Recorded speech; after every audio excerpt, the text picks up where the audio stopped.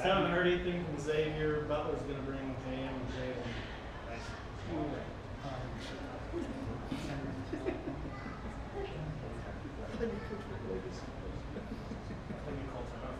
That's really basket.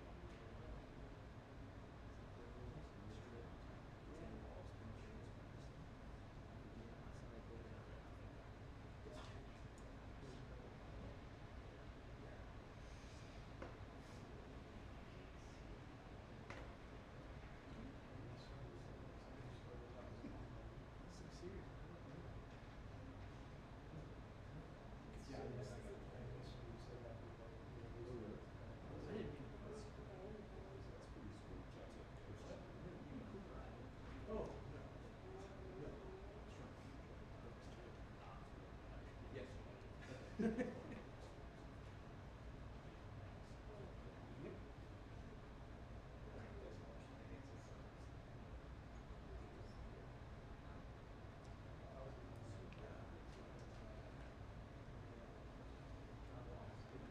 at it once it's really cool.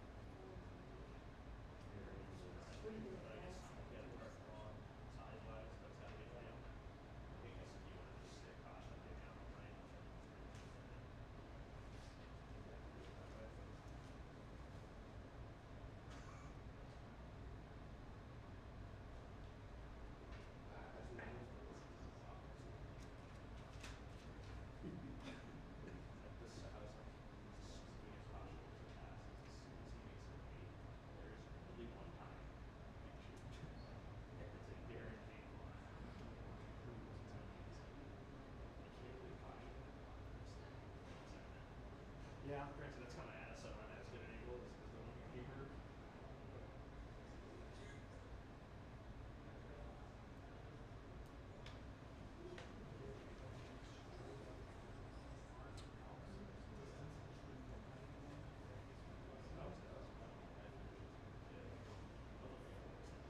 Back like how it's hit.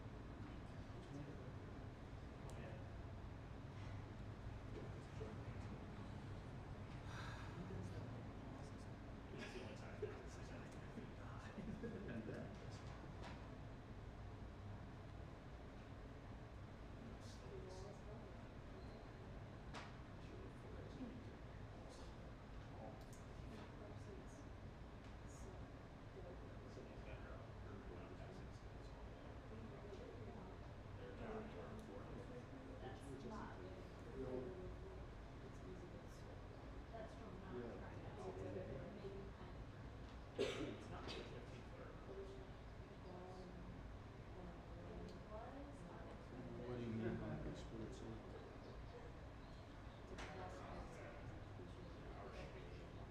Yeah, yeah. I just changed it to 30. Yeah. Go back to edit.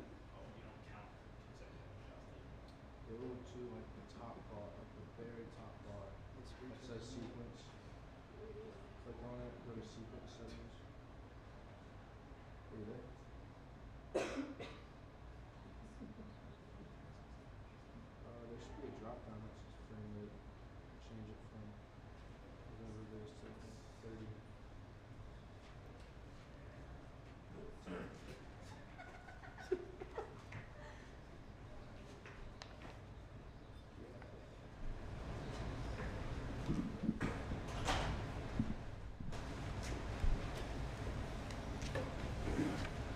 Sean, you were able to hold Butler out field goal, that point really for over 11 minutes there between the first and second half. What did you think of the defensive effort from the team overall?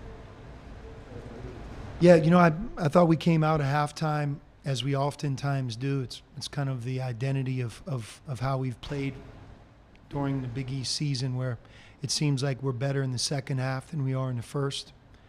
I know not always, but for the most part, that's how I see it. Typical, almost like the Georgetown game where we were down 12 and we made a big run. Butler really, I think, gave us a great opportunity during that stretch. We weren't scoring nearly as much as we needed to. When you get that many stops, you really have the chance to maybe create some transition opportunities. That's when we're at our best. Maybe create some easy shots or easier shots for our guards. And we didn't convert during that. We did, but not nearly enough to put real pressure on them. The score could have almost become a tie game, something like that. The other part is I thought our defense was better. In fairness, I thought Butler missed a couple shots in the second half that they were right there. And look, I think they were 0 for 9, and then we had them go 9 for 10 or 10 for 11. So you think about that, 0 for 9, 10 for 11. It's hard to do in the same game. So I would chalk up the 0 for 9, maybe more to do with Butler than us. But we fought in the second half. We've been undermanned to some degree from the onset this season, and now we go to a different category, losing Dalen Swain. You feel it during the game, but we have to do the best that we can. And we fought to the end. Proud of our guys to be this late in the year. Butler had a great crowd. I know this was their final home game of the year, and we were in jeopardy of maybe letting the score get lopsided, and that did not happen. Coach, Brad checks in with about 8 minutes left. Does that go back to what you said last week about knowing he's going to give it his all when he's on the floor? Yeah, I mean, sometimes just putting a guy in, it's not necessarily just putting him in as much as allowing a couple guys just to take a breath, catch a break, especially this late in the year. It's very difficult with the way they're pressuring and just the intensity of the games being in March to ask one of our guys to go 40 minutes. And, for us, we play fast.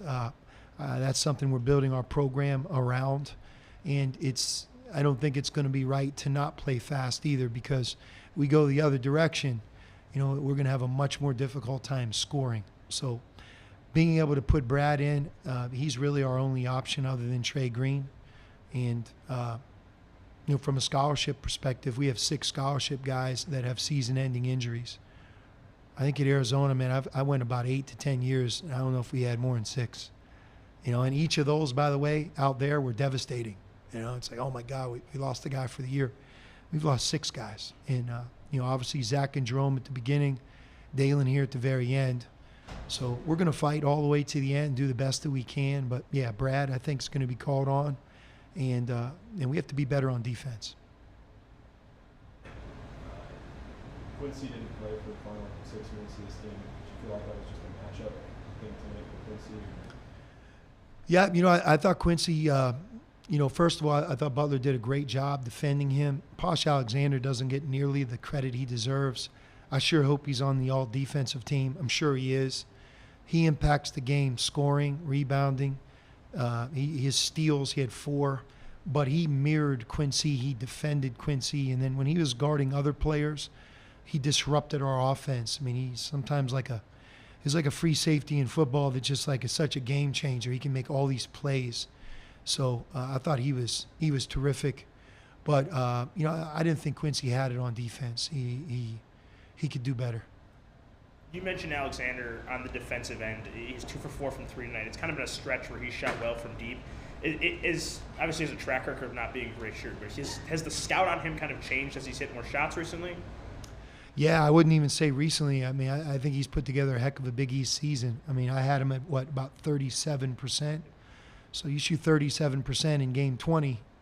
There's a couple guys that, I'll take that percentage on our end. I think any coach will. So to Posh's credit, he's worked, obviously, and added that to something. He's always been a terrific player, and I only have 1 year of experience with him last year. But the dynamic of him taking and making open threes not only helps Butler, but it really takes his game to another level. That's to his credit.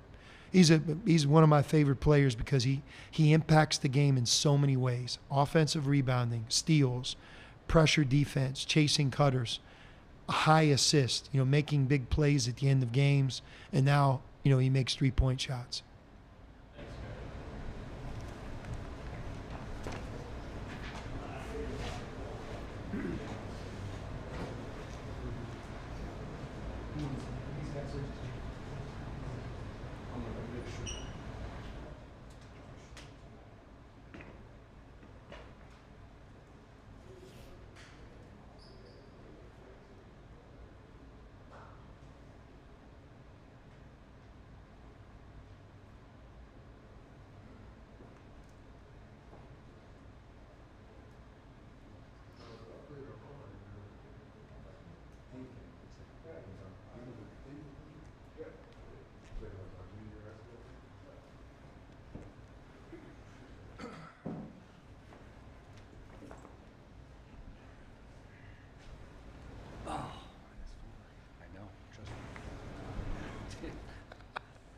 Good, fire away with these guys if you would, please.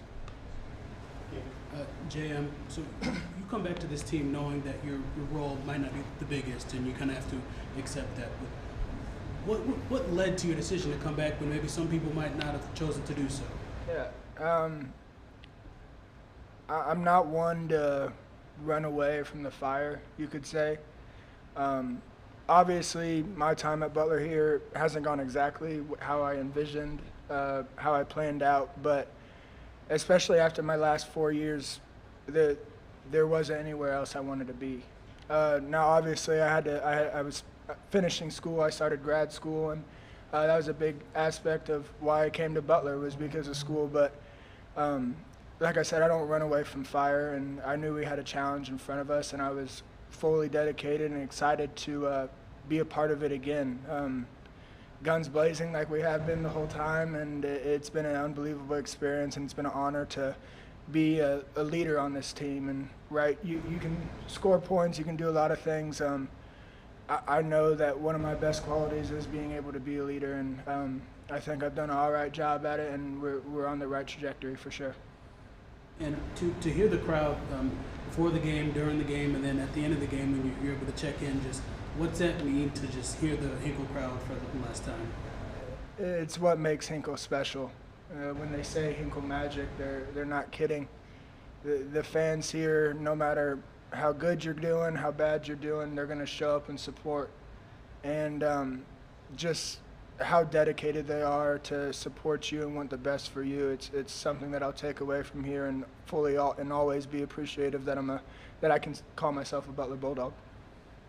With all the changes over the past several years, perhaps no one's known the behind-the-scenes stuff at Butler Hoops better than you over the past few years. So obviously your journey still continues next week, but as you look back on your final game in Hinkle, what kind of stands out as either what your takeaway was in Hinkle or what maybe was one of those moments that really stands out to you? I think it's just paving the way for who's to come next, right? I came to Butler not knowing what the Butler way was, and dudes like Kamar Baldwin, Sean McDermott, they exemplified it, right? And that was something I took to heart. And the next 3 seasons happened, right? Not what we planned, not what we expected. And we got away from what the Butler way was and how to play like a Butler basketball player. And now to see these guys, I mean, the effort they were given, especially in that very beginning of the game today, that's what it was. And it was just so great to see and feel that, and we're getting back to what that was. And I think that's just being able to pave the way for those younger guys was one of my biggest goals this year, to be able to do that. And you talk about your time as a leader and having experienced that 2019-20 team that got cut short by COVID, and then these past few years, how much has that influenced your ability to say, even in practice, like, this is what looks good and this isn't what looks good? I mean, and that, a lot of the times I look at the guys and I'm like, hey, I know I haven't been out there much, but I've seen what Butler basketball is, and I've seen some pretty freaking good players, front row seat, the whole for quite a while now. So I've seen winning. I know what winning takes.